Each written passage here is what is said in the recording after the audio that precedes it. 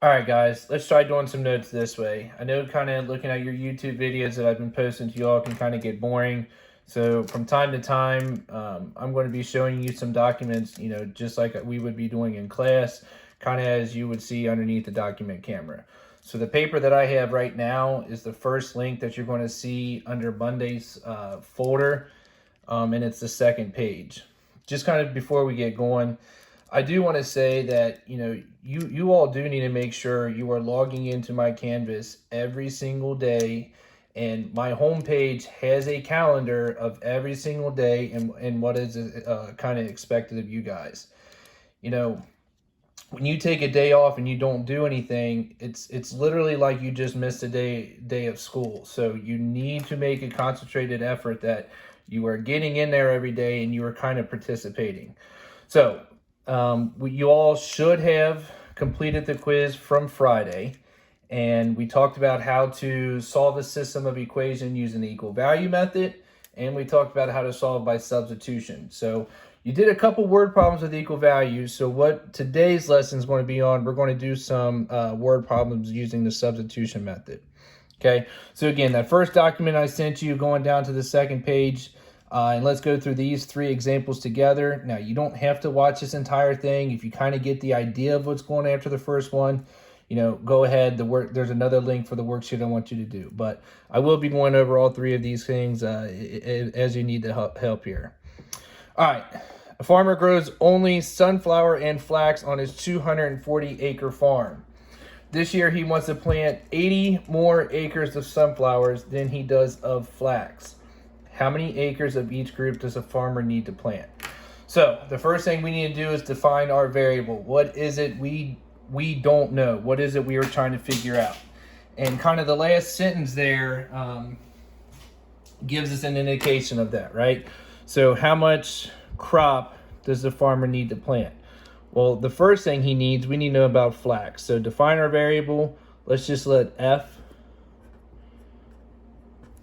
be flax. And the other crop that he's wanting, let's let S be sunflower. Understand that these are just variables. You can go with X and Y, but I don't know. I think it's kind of easier to, if we're solving for flax, it's kind of easier to see F there. So, all right. The farmer grows only sunflower and flax on his 240-acre farm. Okay, so this first sentence here is actually an equation.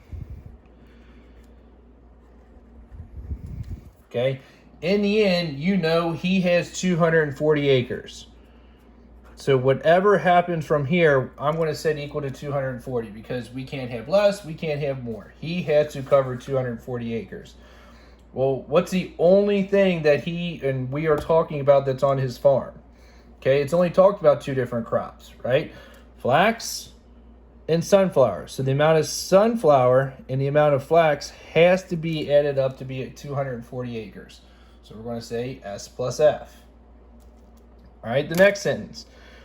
This year he wants to plant 80 more acres of sunflowers than he wants of flax. Okay, so I know you kind of think about that a little bit, but it's going to be a little tough to write this in the equation. So he wants 80 more sunflower than flax. Okay, so the way we're going to write that is the amount of sunflower is equal to flax plus 80.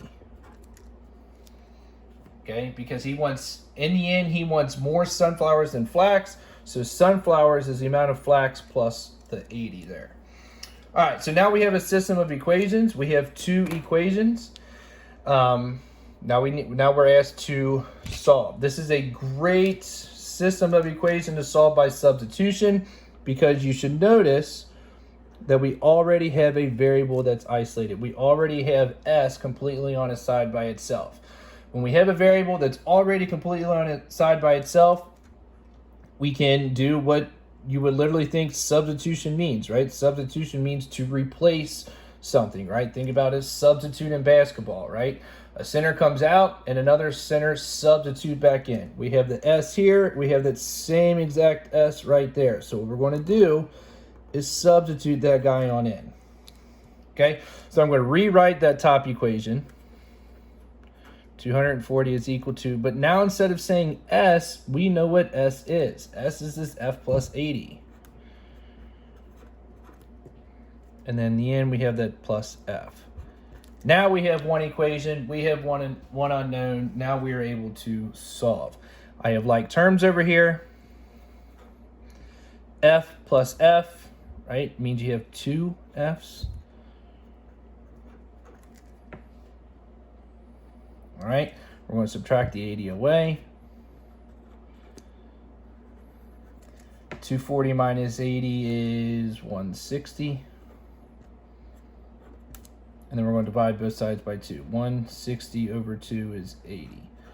Okay, so we found that F is 80. But what does that mean? Okay, well, I know we solve for X all the time, but now when we're dealing with word problems, there's actually a context of what you are doing.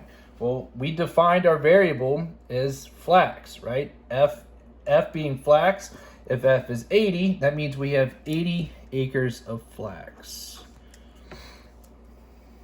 Okay, well, we said in the equation that, well, sunflower is the amount of flax plus 80 acres. So if flax is 80, sunflower is 80 plus 80, right? Which 80 plus 80 is 160. Okay, and we can kind of go back through it. Remember, the very first sentence says that our farmer here needs 240 acres. Well, 160 plus the 80 is in total 240 acres. All right, let's look at another example. I know the ACT likes these types of questions. They like throwing kind of geometry concepts in. So a lot of substitution stuff like seeing rectangles here. All right, the length of a rectangle is 2 centimeters less than 7 times its width. The perimeter is 60. What is the length and what is the width? All right. Well, we first need to know what perimeter is. So one thing I think kind of helps see this is kind of maybe, it's talking about a rectangle. So let's draw a rectangle. Okay. And it says the perimeter is 60. But what does perimeter mean? Perimeter, remember, is the distance around the shape. Okay. So let's label the sides. It has a length. It has a width. It has another width. And it has another length. Okay, so again, just keep it simple. Define your variables. We'll just let L be length, and we'll let W be width. All right, so the first sentence, it says the length is 2 centimeters less than 7 times its width. All right, the length is, well, we just let length be L, right? And is a great indication of what in math, right? Is means equals. Okay, 2 centimeters less. Well, if you're 2 centimeters less than something, you should be taking 2 away. If you are 2 years less than my age, right, you would take my age minus 2. So in the end, whatever else is going on, we know we need to take 2 away. 2 less than 7 times its width. Well, times, it pretty much gives you the operation. It's telling you multiplication, right? Well, it says 7 times its width. We let width be W, so 7W. Okay, so we literally took a sentence and turned it into an algebraic equation. Length of a rectangle is 2 less than 7 times its width. Length is 2 less than 7 times its width. All right, now we've got to deal with this perimeter. Well, the perimeter is 60 centimeters, right? Okay, so in the end, something has to add up to be 60. Right, the distance around this figure has to be 60. Again, kind of like the farmer that we just talked about. In the end, he needed 240 acres. In the end, we need perimeter to be 60. But look at the distance. Okay, we have L plus W plus L plus W. So that's 60 has to be 2 of those L's plus 2 of those widths. Okay, again, hopefully the visual kind of helps you out there. It helps me. I'm usually a visual learner. If it talks about building a rectangle, I'm going to draw a rectangle to kind of see and figure out what it's really asking me to do. All right, so now you have your 2 systems, or you have your two equations here, right? A system is more than one equations. Now we need to solve. And again, this is a great setup for our substitution method, right? Because again, this L is completely on a side by itself. This variable is isolated. Okay, so what we can do, again, we can substitute that value of L into this value of L. It's the same thing. They are both just L's. All right, so now I'm going to rewrite that bottom equation. Oh, I didn't leave myself enough room. But instead of writing L, I'm going to write what L is. We know that L is 7W minus 2.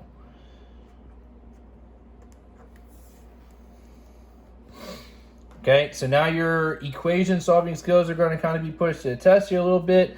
We've got distributed property. I'm going to move it over here so we can see a little bit better. I'm going to distribute the 2.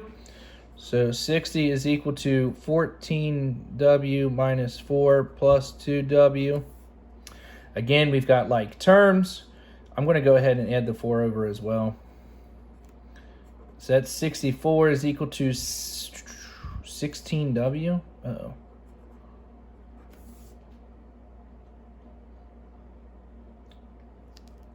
Okay, and then we're going to divide both sides by 16. 64 over 16, I think, is 4.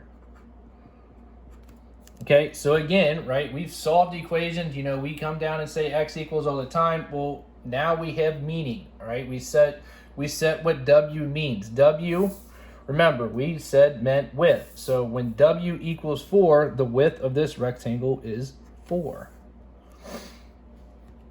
All right, so we've got another variable to take care of. Well, it told us we wrote an equation that the length is 7 times its width minus 2. Well, if our width is 4, so then the length is 7 times 4 minus 2. Well, 7 times 4 is 28. 28 minus 2 tells us that L is 26. Okay, so using these restrictions, it looks like our rectangle here has a length of 26. And it has a width of 4. And again, we can kind of substitute that back in.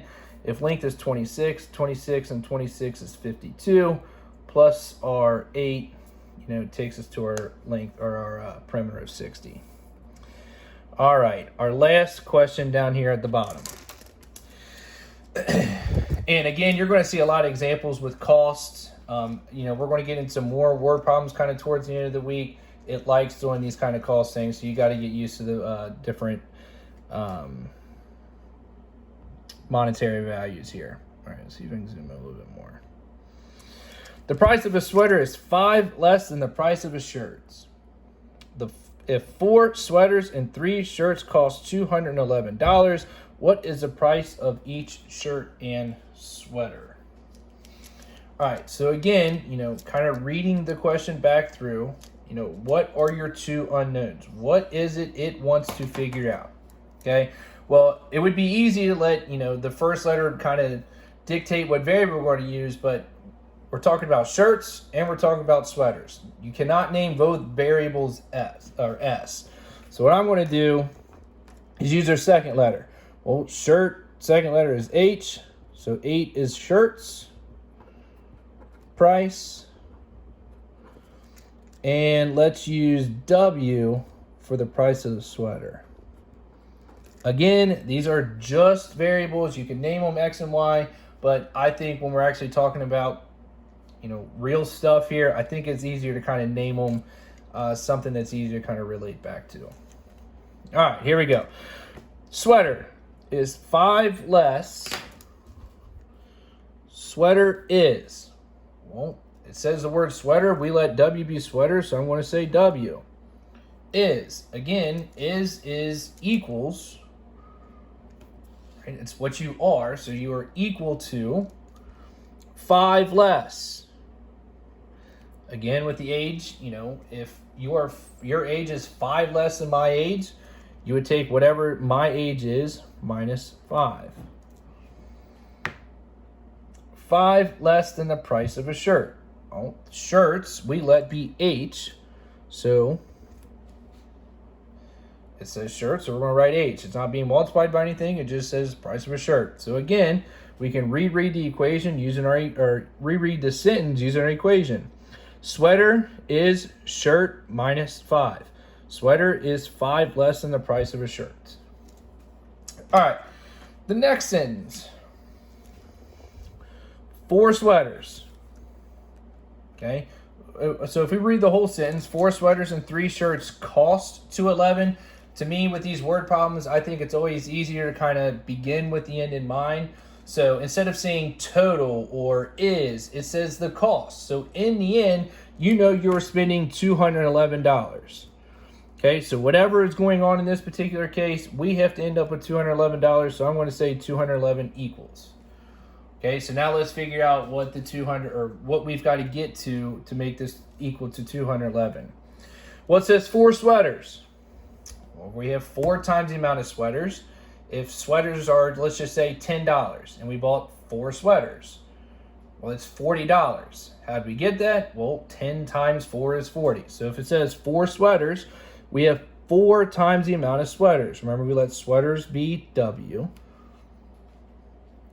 Plus, right, we're not losing costs here, we're adding up our costs, plus 3 times the amount of shirts, right? So if I have 3 shirts, well, that's multiplication, 3 times shirts. And again, we let shirts be H.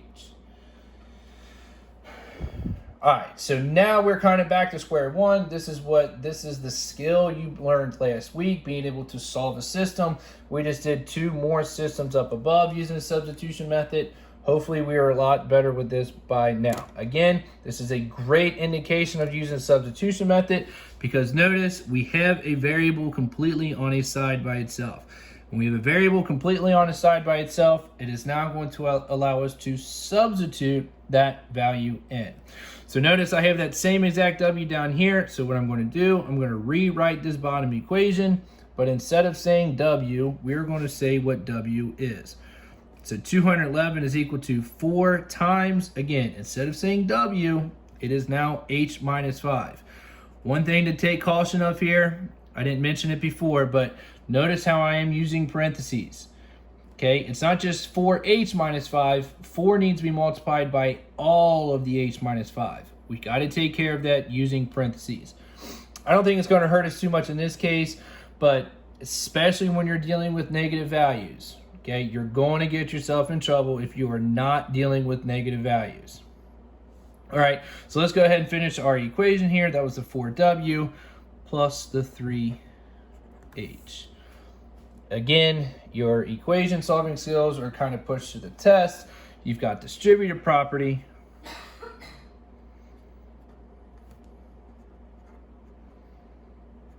Right, so I distributed that 4 to the H, and I distributed that 4 to the negative 5. Again, we've got like terms on the right side. I've got this 20. I'm going to go ahead and add, or 20, not 21. Add this 20 over. Okay, so 211 plus 20 is, what, 231 is equal to 7H. We're going to divide both sides by 7. Hold on, let me get a calculator.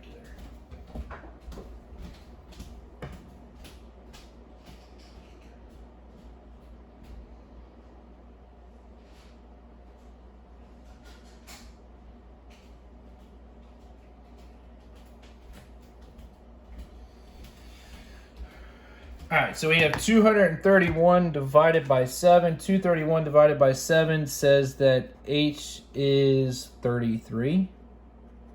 Again, solving for variables, we now have meaning to our variables. H equal 33, meaning we let H be the price of shirts. So the price of a shirt looks like it is $33. And again, we need both variables. We need the price of a sweater. Well, we said that sweaters is the amount of price of shirt minus 5. Well, we just found that the shirt is $33. So 33 minus 5 is 28. Okay, so the price of a sweater is 28. All right, so like I said, from time to time, I will probably be doing some notes this way. I like the direct instruction from this. I know you all don't get always everything you need out of the YouTube videos, but you know, this is kind of trying times for all of us, so I do feel like we're all just trying to do the best that we can here. So now you need to go to the second link that you see on Monday's Canvas page there. Again, you don't have to turn this in. I don't want you to make a Google Doc or take a picture of it. This is strictly for practice. On Tuesday's thing on my homepage, I will be posting solutions to the worksheet that you should be working on right after this. If you have questions, reach out to me. I know a lot of you all are doing a great job of, either emailing me through my, my school email or getting a hold of me through Canvas. You just got to kind of stay open-minded and just please, you need to check into Canvas once a day. Don't say, oh, I'll just pick up on the work tomorrow. No, you need to log in and do this every single day. All right. So again, if you have any questions, don't be afraid to reach out. Hopefully this helps.